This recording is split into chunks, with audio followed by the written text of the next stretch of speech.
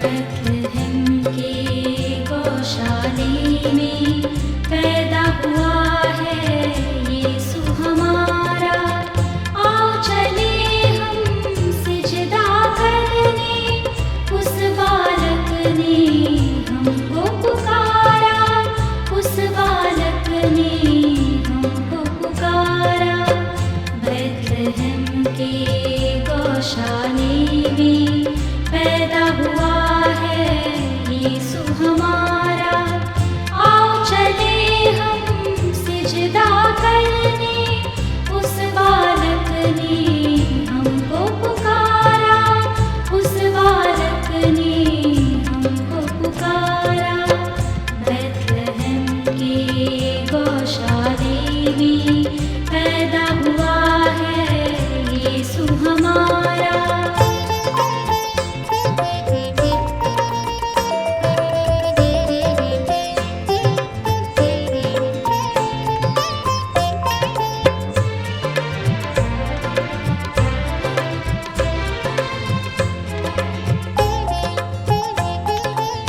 प्यार पिता का तुम ये देखो, स्वर्ग से उसने प्रेम है भेजा। प्यार पिता का तुम ये देखो, स्वर्ग से उसने प्रेम है भेजा। आगे बचाए जाए सभी हम, आगे बचाए जाए सभी हम, शांति और मुक्ति जीवन पाए, शांति और मुक्ति जीवन पाए। बैतलहम के गौशाले में पैदा हुआ है यीशु हमारा। आओ चले हम सिजदा करने, उस बालक ने हमको पुकारा, उस बालक ने हमको पुकारा।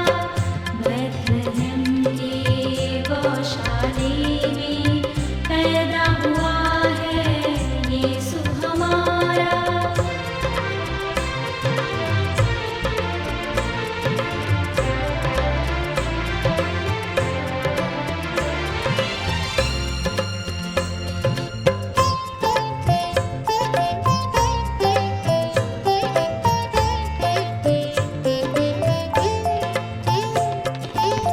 स्वर्ग में देखो चमका तारा, बैतलहम पर करता इशारा।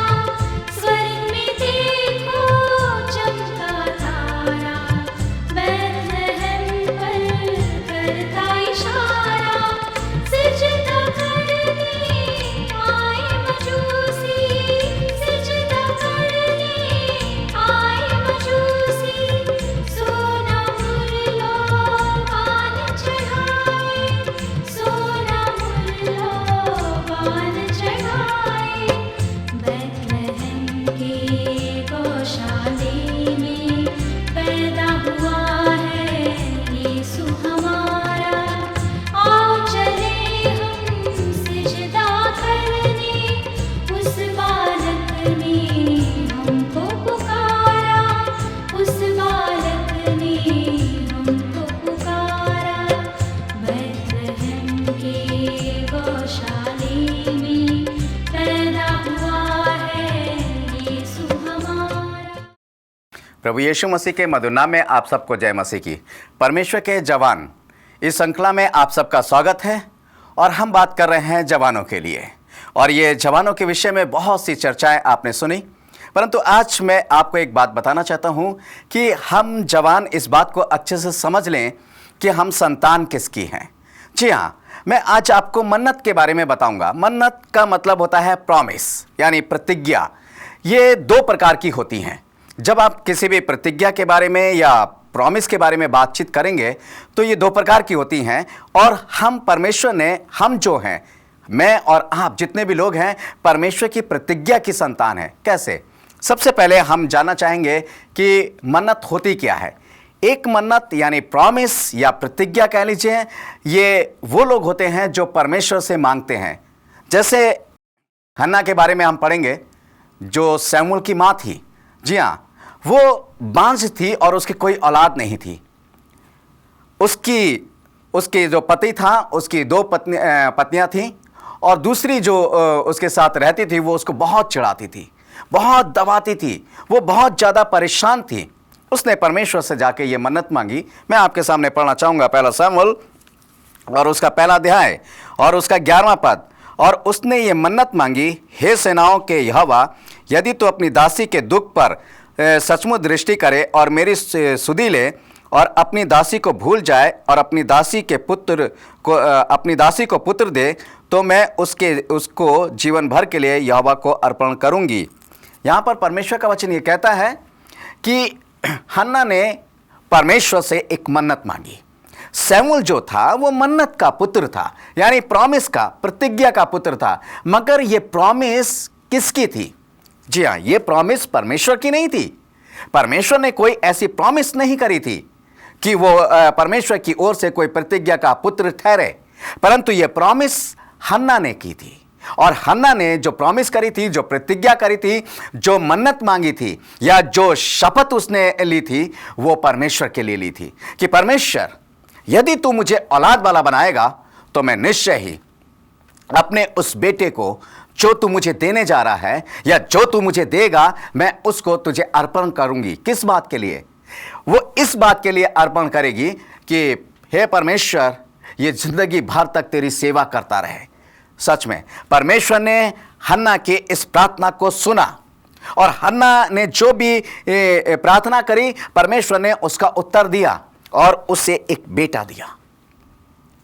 जब वो बेटा बड़ा हो गया, यानी समझदार होने लगा, तब हन्ना ने क्या करा? मैं इसी का पहला शमूएल का पहला अध्याय और उसका 27 और 28 पद पढ़ना चाहूँगा।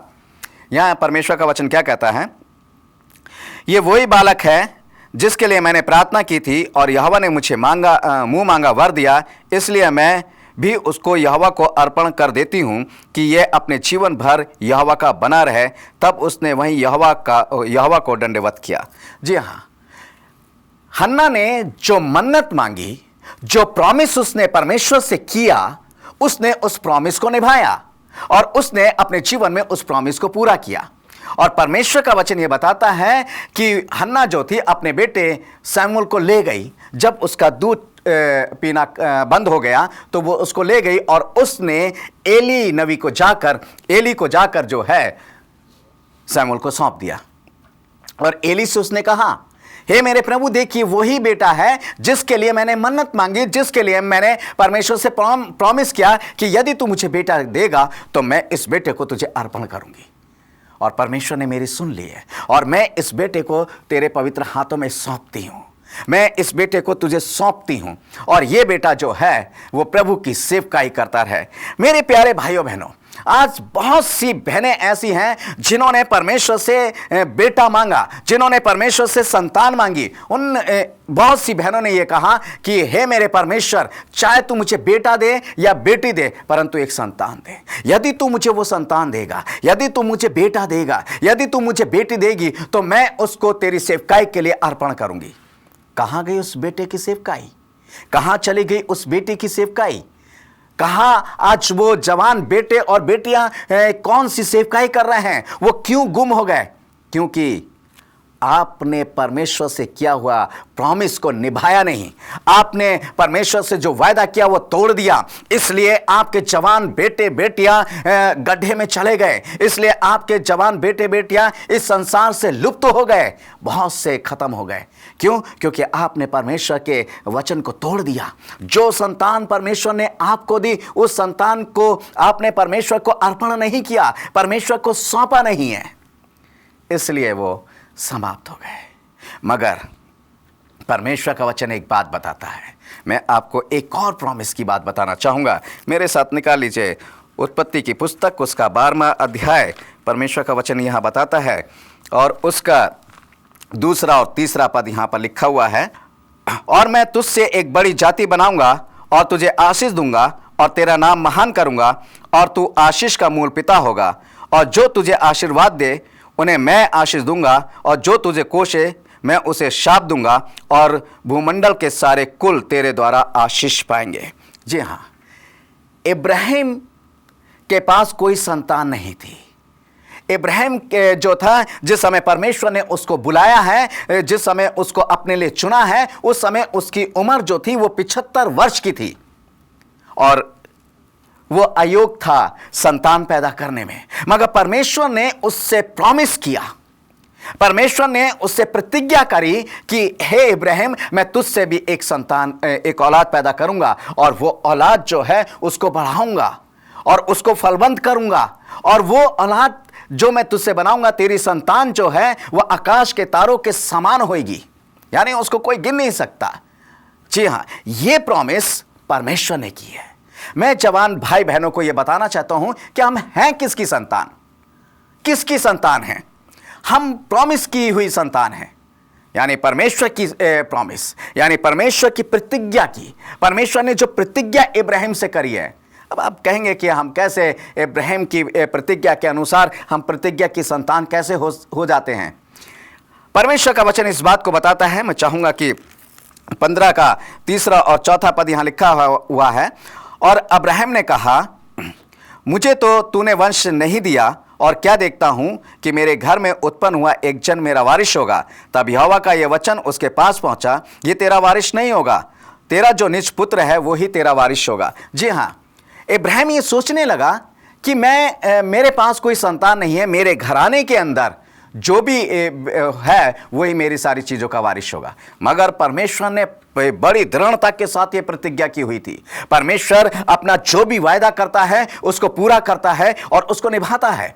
परमेश्वर ने ये कहा कि नहीं, तेरा ही पुत्र जो है, तेरा निजी पुत्र, वो ही वारिस होगा तेरा, और कोई नहीं हो सकता है। और जानते हैं वो पुत्र कैसा था? परमेश्वर का वचन इस बात को बताता है। मेरे साथ निकाल लीजिए रोमियो की पत्री, उसका 4 अध्याय और उसके 18वें पद में एक बात लिखी है।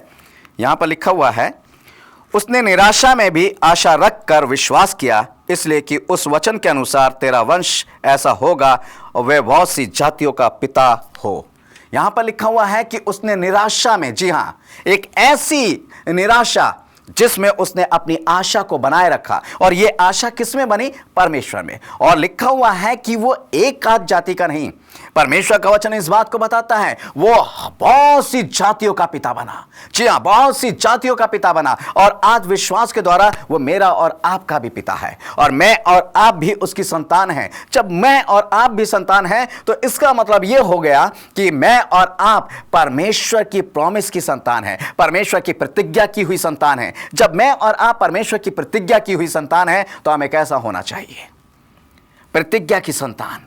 शमूएल एक प्रतिज्ञा की संतान था, परंतु वो प्रतिज्ञा परमेश्वर की नहीं थी, हन्ना की थी। मगर इसके बाद हम देखते हैं कि हन्ना जो एक औरत ने, एक संसारिक औरत ने, हालांकि परमेश्वर पे भय मानती थी, परमेश्वर पे विश्वास रखती थी, परंतु तब भी एक संसारिक औरत की वो शपथ थी। और जब उसने अपने परमेश्वर को अर्पण किया उस बेटे को, तो वो तो बड़ा धार्मिक और पवित्र ठहरा, और वो बड़ा होकर परमेश्वर का भविष्यवक्ता बना। एक मनुष्य की प्रतिज्ञा वाला बेटा इतना आलीशान बना। आज मैं और आप जो परमेश्वर की प्रतिज्ञा की संतान हैं, मैं और आपको क्या होना चाहिए? मैं समझता हूं कि शमूएल से भी कहीं ज्यादा बढ़कर होना चाहिए। अगर शमूएल से बढ़कर नहीं है तो शमूएल के बराबर तो होना चाहिए, मगर मैं और आप जो हैं शमूएल के बराबर भी नहीं है। मेरे प्यारे भाइयों बहनों, यदि नहीं है तो इसका मतलब हम परमेश्वर की प्रतिज्ञा की संतान नहीं है, और जो परमेश्वर की प्रतिज्ञा की संतान नहीं है वो परमेश्वर का हो ही नहीं सकता।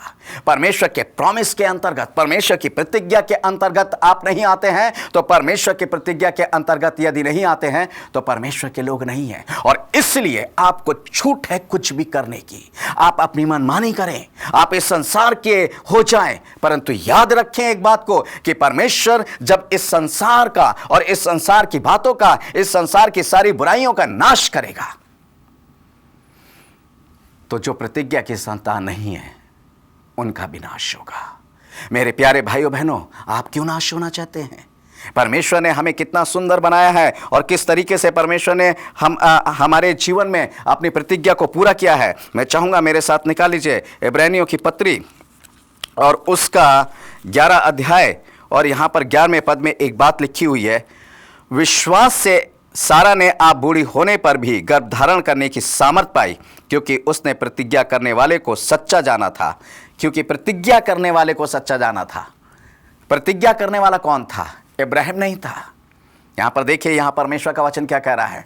इब्रानियों 11 अध्याय उसके 11 पद में लिखा हुआ है कि विश्वास के द्वारा सारा ने उस चीज को प्राप्त करा जो चीज वो प्राप्त कभी कर नहीं सकती थी। क्यों करा? क्योंकि उसका एक कारण था, और उसका कारण क्या था कि उसने प्रतिज्ञा करने वाले को सच्चा माना। जी हां, प्रतिज्ञा करने वाले को जिसने प्रॉमिस करी है, उसने, परमेश्वर ने मुझे और आपको अपनी प्रतिज्ञा में लेने की प्रॉमिस करी है। उसने मुझे अपने और अपने राज के वारिस होने की प्रतिज्ञा करी है। जी हां, परमेश्वर ने यह प्रतिज्ञा करी है। परमेश्वर का यह वायदा है। परमेश्वर ने वो प्रॉमिस मेरे और आपके लिए की है। मेरे प्यारे भाइयों बहनों, परमेश्वर ने किसके लिए प्रॉमिस करी? वो महान परमेश्वर जिसने मेरे और आपके लिए प्रॉमिस करी कि हम उसकी संतान हो जाएं, हम उसके वारिस हो जाएं। फिर क्यों हम उसके वारिस होना नहीं चाहते हैं?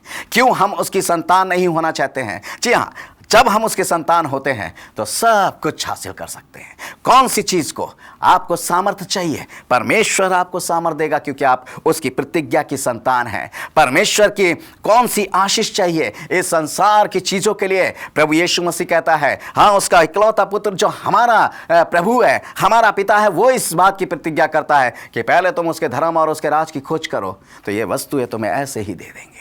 किसी भी चीज की कमी घटी नहीं होने देगा। परमेश्वर का वचन कहता है कि शेर को और दूसरे लोगों को किसी भी चीज की कमी घटी हो सकती है, परंतु मेरे लोगों को किसी भी भली वस्तु की कमी घटी नहीं होगी। क्यों नहीं होगी उसके लोगों को कमी घटी?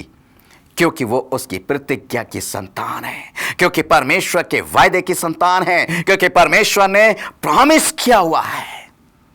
और ये प्रॉमिस परमेश्वर ने किया है मुझे और आपको अपनी संतान बनाने का। यहां पर परमेश्वर का वचन कहता है, मेरे साथ निकालेंगे, गलतियों 3 अध्याय और उसके 18वें पद में ऐसा लिखा हुआ है, क्योंकि यदि मिरास व्यवस्था से मिली है तो फिर प्रतिज्ञा से नहीं, परंतु परमेश्वर ने अब्राहम को प्रतिज्ञा के द्वारा दी है।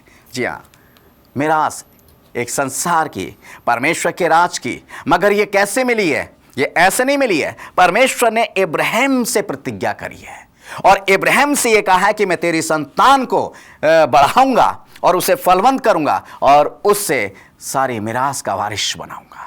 जी हाँ, परमेश्वर ने यह प्रतिज्ञा करी है। और इसी का जब आप पढ़ेंगे, गलतियों 3 का 22 पद पढ़ेंगे, परंतु पवित्र शास्त्र ने सबको पाप के अधीन कर दिया, ताकि वे प्रतिज्ञा जिसका आधार यीशु मसीह पर विश्वास करना है, विश्वास करने वालों के लिए पूरी हो जाए। जी हाँ, यह विश्वास प्रभु यीशु मसीह में होना चाहिए।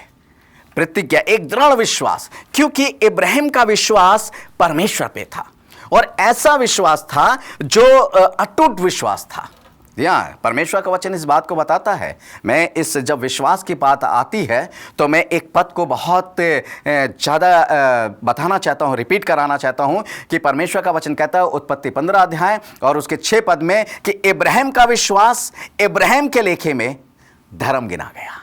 जी हाँ, यदि आप प्रभु यीशु मसीह पर विश्वास करते हैं तो प्रभु यीशु मसीह के द्वारा जो वो प्रतिज्ञा को पूरा करता है, क्योंकि प्रभु यीशु मसीह के द्वारा इब्राहिम को प्रतिज्ञा मिली, और इब्राहिम के द्वारा क्या कहते हैं, हम विश्वास की संतान होते हैं। किस विश्वास की संतान? जो विश्वासियों का पिता हुआ। कौन विश्वासियों का पिता हुआ? इब्राहिम। और इब्राहिम की जो प्रतिज्ञा परमेश्वर ने करी, ऐसे ही नहीं करी। इब्राहिम ने परमेश्वर की उस प्रॉमिस को सच्चा ठहराया। क्योंकि विश्वास वाली बात अगर हम करते हैं तो 1 आध साल की बात नहीं है, बल्कि 25 साल तक इब्राहिम ने परमेश्वर पे भरोसा किया। 25 साल तक उसने परमेश्वर पे भरोसा किया कि परमेश्वर ने जो मुझसे प्रतिज्ञा की है उसको वो पूरा करेगा। जी हाँ, और परमेश्वर ने किया। और इसलिए परमेश्वर का वचन ये बताता है, इसी का जब गलतियों 3 का 28 पद जब आप पढ़ेंगे तो यहाँ लिखा हुआ है, 29 पद जब आप पढ़ेंगे, यहाँ लिखा हुआ है, यदि तुम मसीह के हो तो अब्राहम के वंश और प्रतिज्ञा के अनुसार वारिस भी हो। जी हाँ, यदि हम मसीह के हैं, मसीह का होने का मतलब क्या है? एक अटूट विश्वास। यदि प्रभु यीशु मसीह के हैं तो हम अब्राहम के वंश और उसके प्रतिज्ञा के अनुसार वारिस भी हैं। किसकी प्रतिज्ञा के अनुसार? जो प्रतिज्ञा परमेश्वर ने इब्राहिम से की कि मैं तेरी संतान को, जी हाँ, हम इब्राहिम की संतान हैं। किस चीज के द्वारा या किस बात के द्वारा हम इब्राहिम की संतान हैं? एक दृढ़ विश्वास। अगर ये दृढ़ विश्वास मेरे और आप में नहीं है तो जान लीजिए कि हम प्रतिज्ञा की संतान नहीं है। और प्रतिज्ञा की संतान नहीं है तो परमेश्वर का जो भी प्रॉमिस किसी भी बात को लेकर, चाहे परमेश्वर के राज को लेकर हो, चाहे हमारे जीवन को अनंत जीवन में बदलने के लिए हो, या हमें एक नया राज देने के लिए हो, कोई भी चीज़ देने के लिए हो, हमारे लिए कोई भी चीज़ नहीं है। क्यों? क्योंकि हमारे पास वो विश्वास नहीं है। हमारा जो प्रभु यीशु मसीह है उस पर हमारा विश्वास नहीं है, इसलिए हम प्रतिज्ञा की संतान नहीं है। मेरे अजीजों, एक प्रॉमिस की संतान होना बहुत बड़ी बात होती है। आप अपने पिता की संतान तो हो सकते हैं, मगर कब तक? जब तक आपका पिता इस संसार में है या जब तक आप इस संसार में हैं। परंतु इसके बाद फिर कौन किसको पूछता है? मगर नहीं, जब परमेश्वर की संतान होने की बात आती है तब हम परमेश्वर की संतान तो होते हैं, परंतु वो संतान कौन सी कहलाई जाती है? प्रतिज्ञा की संतान कहलाई जाती है। और प्रतिज्ञा की संतान कहलाना एक बहुत बड़ी बात होती है। और इसलिए जब परमेश्वर ने इब्राहिम से प्रतिज्ञा करी तब उसने एक बात कही, और उसने ये कहा कि मेरी जो भी तेरी संतान होंगी वो मेरी संतान होंगी और मैं उसको बहुत बढ़ाऊंगा। और यहाँ पर परमेश्वर का वचन यहाँ कहता है, गलतियों 4 का 28 पद मैं पढ़ना चाहूँगा। यहाँ पर गलतियों 4 के 28 पद में एक बात लिखी है, हे भाइयों, हम इसहाक के समान प्रतिज्ञा की संतान हैं। बिल्कुल साफ लिखा हुआ है, हम इसहाक के समान प्रतिज्ञा की संतान हैं। तो अब तो ये बात कुछ इस पे ज़्यादा चर्चा करने की कोई बात ही नहीं रह जाती है, क्योंकि हम इब्राहिम के यहाँ पर लिखा हुआ हे भाइयों, हम इसहाक के समान। इसहाक किसका पुत्र था? इब्राहिम का। और इब्राहिम का पुत्र था, और सही माने में इसहाक था किसका पुत्र? वो प्रतिज्ञा का पुत्र था। जी हाँ, जैसे इसहाक प्रतिज्ञा का पुत्र था, वैसे मैं और आप भी प्रतिज्ञा के पुत्र हैं, एक प्रॉमिस के। और ये प्रॉमिस किसका है? याद रखें मेरे नौजवान भाइयों बहनों, मैं आपको फिर सचेत करना चाहता हूं, मैं आपको बताना चाहता हूं कि आप ऐसी वैसी चीज नहीं है, आप ऐसे वैसे लोग नहीं हैं, बल्कि आप परमेश्वर के प्रतिज्ञा किए गए लोग हैं, आप परमेश्वर के प्रॉमिस किए गए लोग हैं। ये प्रॉमिस परमेश्वर ने करा है, किसी और ने नहीं करा है। यदि हम कहें कि किसी और ने करा हो तो चलिए हम मान लेते हैं कि बात झूठी होती है, परंतु इस संसार के किसी लोगों ने नहीं करा, परंतु उसने करा है जिसने आकाश और पृथ्वी को बनाया, जिसने पूरे जहान को बनाया, जिसने सारी चीजों को बनाया, वो सृष्टिकर्ता परमेश्वर यहोवा, जिसने ये प्रतिज्ञा करी है कि तुम मेरी संतान हो। मेरे प्यारे भाइयों बहनों, मैं आपको एक चीज़ बताना चाहता हूँ। लूका की इंजील और उसका 19 अध्याय और उसके 9 पद में एक, अगर आप पढ़ेंगे लूका की इंजील और उसका 19 अध्याय और उसके 9 पद में एक बहुत प्यारी बात लिखी हुई है। परमेश्वर का वचन इस बात को बताता है। अगर आप पढ़ेंगे जक्कई के बारे में, यहाँ पर जक्कई एक चुंगी लेने वाला व्यक्ति है।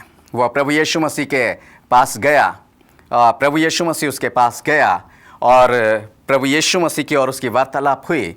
जब उसने प्रभु यीशु मसीह को जाना पहचाना, तब उसने अपना सब कुछ जो है सब कंगालों को बांट दिया, सब दे दिया। और वो पूरे मन से उसने कहा, प्रभु मैं सिर्फ तेरा हूँ। और जानते हैं, वो चुंगी लेने वाला, वो पापी, जिसके विषय में जब प्रभु यीशु मसीह उसके घर में गया तो लोग कुड़कुड़ाने लगे, लोग बुड़बुड़ाने लगे और कहने लगे कि ये कैसा व्यक्ति है, ये कैसा मनुष्य है जो पापियों के घर में बैठकर खाता है, जो पापियों के घर में जाता है। मगर प्रभु यीशु मसीह जानता था वो किसकी संतान है। प्रभु यीशु मसीह को पता था वो किसकी संतान है।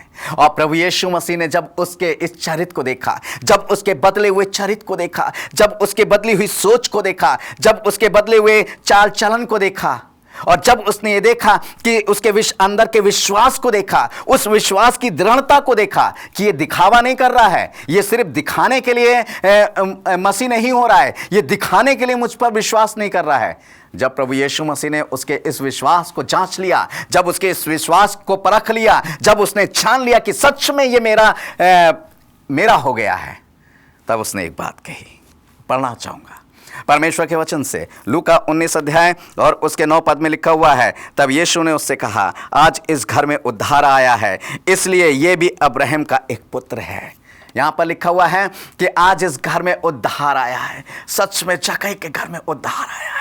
वो उद्धार आपके घर में भी है, वो उद्धार आपके घर में भी आ चुका है। जी हां, आप उस उद्धार पर विश्वास कीजिए, और वो उद्धार कोई और नहीं, हमारा प्रभु यीशु मसीह है, जो आपके घर में आ चुका है, जो आपके घर में मौजूद है। आप विश्वास कीजिए, आप जक्कई के समान हो जाइए। आप जक्कई के समान अपने दिल की सारी बुराइयों को निकाल फेंकिए। आप जक्कई के समान हर चीज को, हर बुराई को निकाल फेंकिए और विश्वास कीजिए। अपने विश्वास के अंदर दृढ़ता को लाइए। आप जक्कई के समान अपनी सोच को बदल दीजिए, जक्कई के समान अपने विचार को बदल दीजिए, जक्कई के समान हर चीज को बदल डालिए। आप ऊपर से नहीं, जक्कई के समान अंदर से बदल डालिए अपने आप को। भागो नहीं, बदल डालो अपने आप को, क्योंकि प्रभु यीशु मसीह आपके यहां आ चुका है और वो आपको अपने पे इसलिए आया है ताकि आपको अब्राहम के से जो प्रतिज्ञा की थी, उस प्रतिज्ञा की संतान आपको बनाए। आपको प्रतिज्ञा की संतान बनाने के लिए आ गया है। मेरे प्यारे भाइयों बहनों, आ जाइए। अगर आप लूका के इंजील में जब पढ़ेंगे लाजर और धनवान के बारे में, जो धनवान भी जब मर गया और लाजर भी मर गया, तो परमेश्वर का वचन बताता है कि धनवान ने लाजर को किसकी गोद में देखा? अब्राहम की गोद में देखा, और उसने विनती करी कि इस लाजर को भेज दे ताकि वह अपनी उंगली जो है, उंगली का एक सिरा पानी से भिगोकर मेरी जीभ पे रख दे। परंतु अब्राहम वहां पर एक शब्द कहता है, हे मेरे पुत्र, तूने अपने जीवन का हर एक सुख प्राप्त कर लिया, परंतु अब तुझे कुछ नहीं मिलेगा। और इसने कोई भी सुख प्राप्त नहीं करा था, इसलिए लाजर को सुख मिलेगा। वो पिता की गोद में है, वो प्रतिज्ञा की संतान था, इसलिए जिससे प्रतिज्ञा करी थी उसी की गोद में जा बैठा। आज मैं और आप भी प्रतिज्ञा की संतान है। तो आइए मेरे भाइयों बहनों, उठिए, हम प्रतिज्ञा की संतान बनते हैं और अपने पिता इब्राहिम की गोद में जाकर बैठते हैं। आइए हम इब्राहिम की गोद में चलने के लिए अपने आप को तैयार करें। इस वचन के द्वारा प्रभु हम सबको आशीष दे। आइए प्रार्थना करेंगे।